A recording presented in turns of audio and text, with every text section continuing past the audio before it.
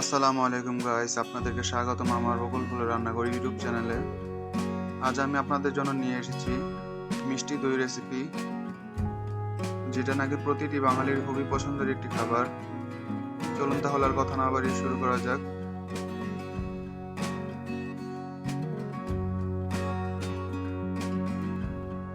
দইটা বানানোর জন্য আমি প্রথমে বীজ দই প্রস্তুত করে নেব। তার জন্য এখানে আমি সামান্য পরিমাণ টক দই নিয়ে নিব, আর টক দইয়ের পানিটাকে আমি একটু ঝরিয়ে নেব। আজকের দইটা আমি 2 লিটার দুধ দিয়ে বানাবো। এখন দোকানের দইয়ের মতন কালার আর স্বাদ টানার জন্য আমি প্রথমে চিনির ক্যারামেল তৈরি করে নেব। তার জন্য আমি একটা প্যানে দিয়ে দেবো পরিমাণ মতন চিনি।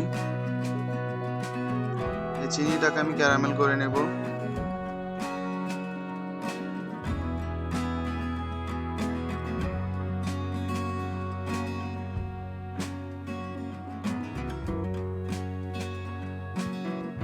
চিনির ক্যারামেলটা হওয়ার জন্য আমি মাঝখানে মাঝখানে একটু নেড়ে চেড়ে দেবো।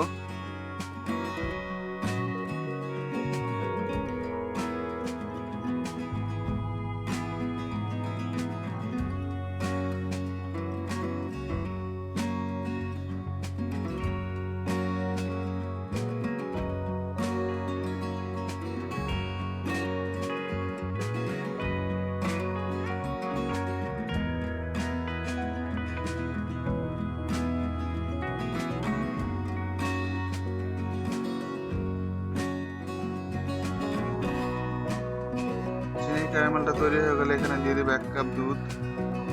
দুধটাকে আমি কয়েকবারে দিব।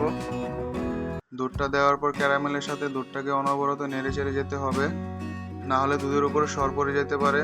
তাহলে সেই অথেন্টিক দোকানের মতন দইয়ের স্বাদ পাবেন না। তার জন্য বারবার দুধটাকে নেড়ে চেড়ে যেতে হবে।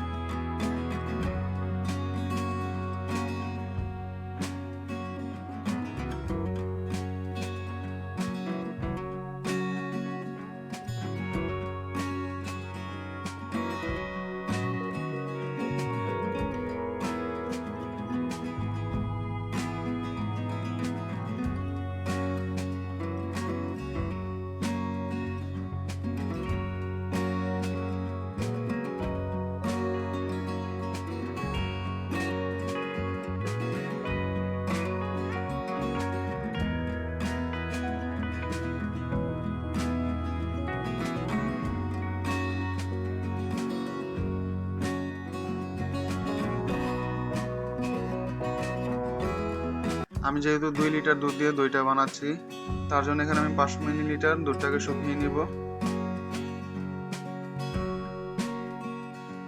আর আমি দই প্রস্তুত করার জন্য একটা মাটির হাঁড়ি নিয়ে নিয়েছি।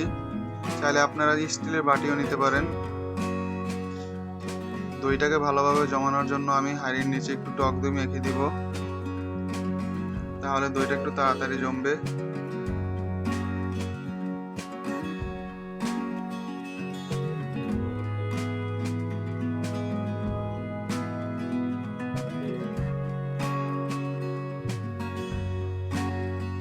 দুধটাকে নামিয়ে আমি একটু ঠান্ডা করে নিয়েছি। এবার বীজ দইয়ের সাথে দুধটাকে ভালোভাবে মিশিয়ে নিব।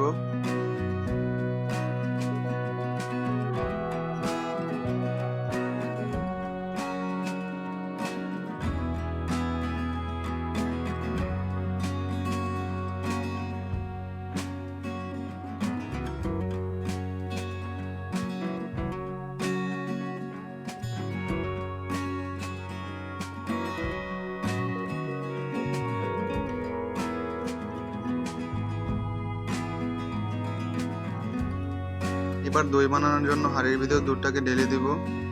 আর আজকে আমি সনাতন পদ্ধতিতে দইটাকে জমাবো।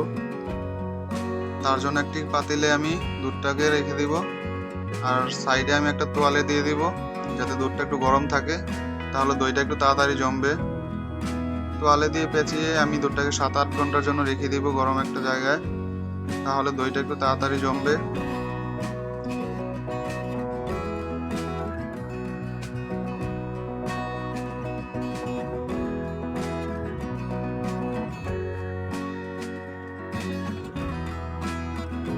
এভাবেই খুব সহজে তৈরি হয়ে গেল খুবই মজাদার বাঙালির প্রিয় একটি খাবার, মিষ্টি দই।